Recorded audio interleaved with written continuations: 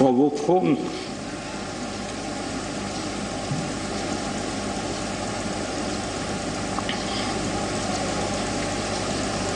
सिर्फ सूचना देने का नहीं था,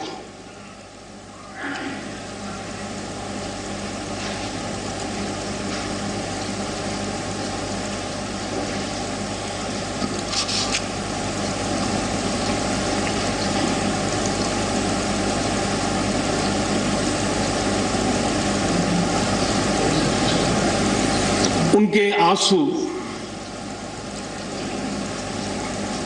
रुक नहीं रहे थे। फोन पे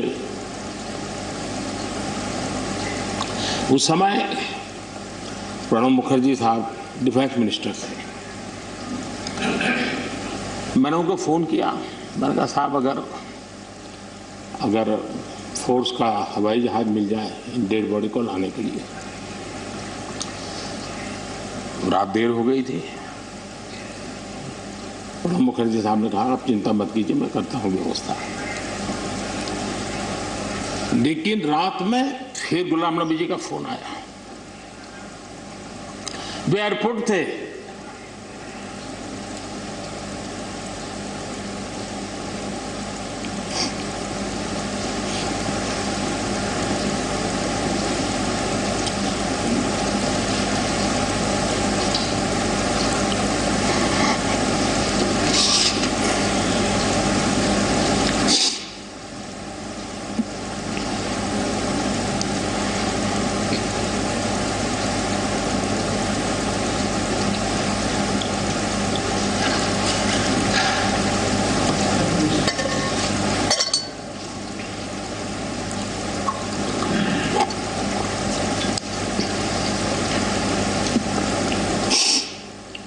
सॉरी,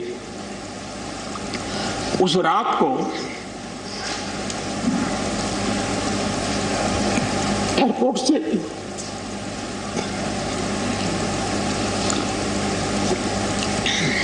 उन्होंने मुझे फोन किया और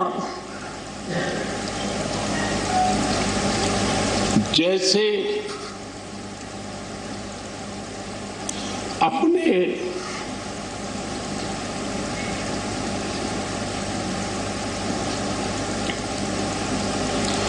परिवार के सदस्य की चिंता करें,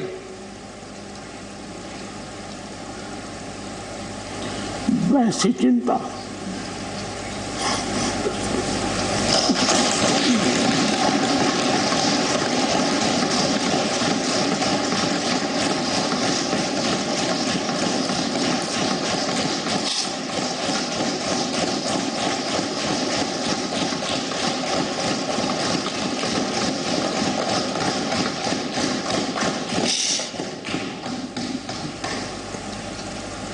पद, सत्ता जीवन में आती रहती है, लेकिन उसे कैसे पचाना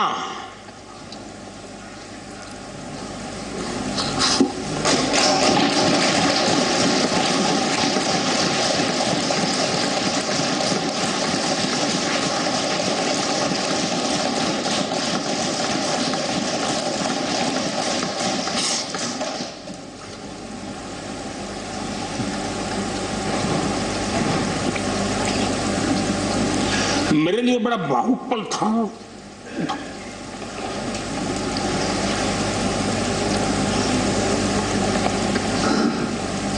दूसरे दिन सुबह फोन आया तो मोदी जी सब लोग पहुंच गए।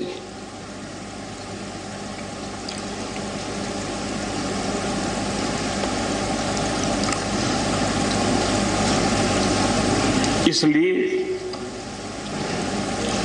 एक मित्र के रूप में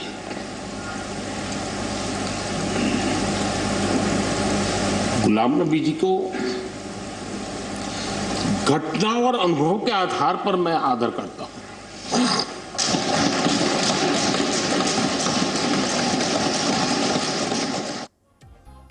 ये आंसू, सल्यूट और सम्मान आपने सदन की कार्रवाई के दौरान देश के प्रधानमंत्री को भावुक होते हुए देखा।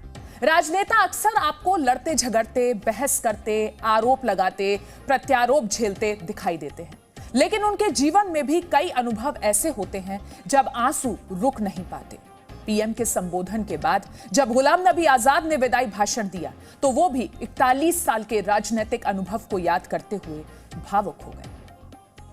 आप बहुत भावुक हुए और सच है, हकीकत। अगर सच बताएं सर, मेरे माता पिता की जब डेथ हुई मेरे आंखों से आंसू निकले, लेकिन मैं चिल्ला के रो नहीं पाया। मैंने जिंदगी में सिर्फ चिल्ला के रोया। और जब रोता है इंसान तो वो कोई चिल्ला के रोने के लिए तो आपको आर्टिफिशियल होने की जरूरत नहीं। वो थी पहली संजय गांधी की मौत, इंदिरा गांधी की मौत, राजीव गांधी की मौत, अलग अलग जगह थी, क्योंकि तीनों मौतें अचानक हो गई थी। शायद अगर नेचुरल मौत होती तो वो चीख नहीं निकलती। और चौथी थी जब सुपर सुनामी आ गया था उड़ीसा में 99। मैं हॉस्पिटल गया अपने पिताजी को दिखाने के लिए और उन्होंने कहा कि इनको गैलेपिंग कैंसर है। मुझे तब तक ये गैलेपिंग कैंसर का नहीं, कैंसर मालूम, गैलेपिंग। तो मैंने पूछा इसका क्या मतलब हुआ, कि ज्योग्राफिकल रेशो से बढ़ता है, 2 का 4, 4 का 8, 8 का 16, 16 का 64, जो बढ़ जाता है, और इसकी अपर लिमिट है 21 दिन। तो 21 दिन आप कहीं मत जाओ। दोपहर को मैं ये लेके आया और सुबह हमने प्रोग्राम बनाया कहीं जाने का, इनको घुमाएंगे। मिसेस गांधी का शाम को फोन आया कि वहां साइक्लोन है, कोई दूसरे जनरल सेक्रेटरी हैं वो जाना नहीं चाहते और तुम ही जा सकते हो। अब मैं उनको कहता कि मैं अगर मेरे डॉक्टर ने ये कहा है तो कहेंगी बहाना कर रहा। तो मैं अपने पिताजी को छोड़कर मैंने कहा 2 दिन में वापस आऊंगा। गुजरात के, ये उड़ीसा के लोगों के लिए एक नई बात कहता हूं, क्योंकि इसका लुल्लू इसका गवाह था, वो इस दुनिया में नहीं रहा। हमारा कांग्रेस का यंग लीडर था, यूं बहुत हाउस होल्ड नेम है आज भी। उड़ीसा जब एयरपोर्ट पे पहुंचा तो 1000 आदमी था, लड़के।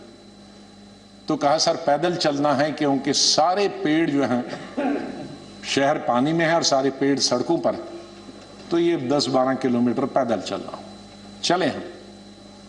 तो सबसे बड़ा काम क्या था पहला, और मिनिस्टर कोई नहीं, चीफ मिनिस्टर भाग गए थे, मिनिस्टर भाग गए थे, कोई एडमिनिस्ट्रेशन, कोई दुकानें तोड़कर मैंने उनकी लिस्ट बनाई पुलिस की मदद से कि उनको पैसे देंगे बाद में। हमने हथियार लिए जंगल काटने के, 3 रातें और 3 दिन। और अटल जी से जाते ही मैंने फोन पे संपर्क किया, अटल जी प्राइम मिनिस्टर, कि ये स्थिति है और हम सड़क तैयार करेंगे, तब आप आइए ताकि हम वहां समंदर तक पहुंच जाएं। 3 रात और 3 दिन हम तकरीबन 1000 लड़के यूथ कांग्रेस के मैंने लगाए काटने में और सड़क।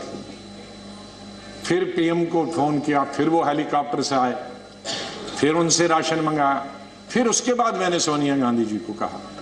तो और वहां मैं रोया जब मैंने लाशें देखी, सैकड़ों लाशें तैर रही थी जब हम समंदर के किनारे तक पहुंचे, वहां मैं चिल्ला के रोया। वो 4थी दफा था।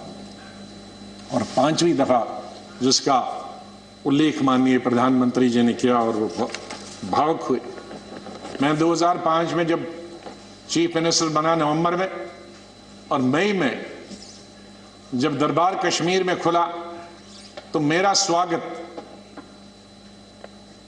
गुजरात के मेरे भाइयों और बहनों की कुर्बानी से हुआ। मैं अभी 2 ही दिन पहले पहुंचा था, तो वहां स्वागत करने का मिलिटेंट का यही तरीका था कि आप हत्या करो गरीबों की तो वही स्वागत होता। उसका मतलब था कि हम हैं, इस गलतफहमी में न रहना। निषाद बाग जो कि राजभवन के साथ, वहां बस से उस पर लिखा था गुजरात की बस, उसमें हमारे तकरीबन 40-50 गुजरात के हमारे भाई बहनें टूरिस्ट, उस पे उन्होंने ग्रेनेड लगाया और मेरे ख्याल में दर्जन से ज्यादा लोग वहीं हताहत हो गए और कई जख्मी हो गए। मैं एक फौरन तुरंत जगह पे पहुंचा, लेकिन तब तक पुलिस ने वो हटा दिया। फिर मैं जैसे माननीय प्रधानमंत्री जी, इन्होंने भी डिफेंस मिनिस्टर से बात की, मैंने प्रधानमंत्री जी से बात की, जहाज आया मी-8 उनको लेने के लिए। लेकिन जब मैं एयरपोर्ट पे पहुंचा तो जाहिर है सिक्योरिटी वाले कहते हैं कि सीएम आ रहे हैं, सीएम आ रहे हैं। एयरपोर्ट पे ये सब जाने के लिए तैयार थे। हमारे जख्मी भाई, छोटे छोटे बच्चे। तो जब मैं एयरपोर्ट पे पहुंचा तो इन बच्चों ने, जिसका किसी का पिता मर गया था, किसी की मां मर गई थी, वो रोते रोते मेरे टांगों से जब लिपट गए तो मैं जोर से मेरी आवाजें निकल गई, ये खुदा ये क्या तुमने किया। मैं कैसे जवाब दूं इन बच्चों को, मैं कैसे जवाब दूं उन बहनों को जो यहां तफरी के लिए आए थे, सैर के लिए आए थे, और आज मैं लाशें लेकर इनके हवाले कर रहा हूं उनके माता पिता की। तो ये भावुक होने की जरूरी बात थी। आज हम ये अल्लाह से, भगवान से यही दुआ करते हैं कि इस देश से मिलिटेंसी खत्म हो जाए, इस देश से आतंकवाद खत्म हो जाए,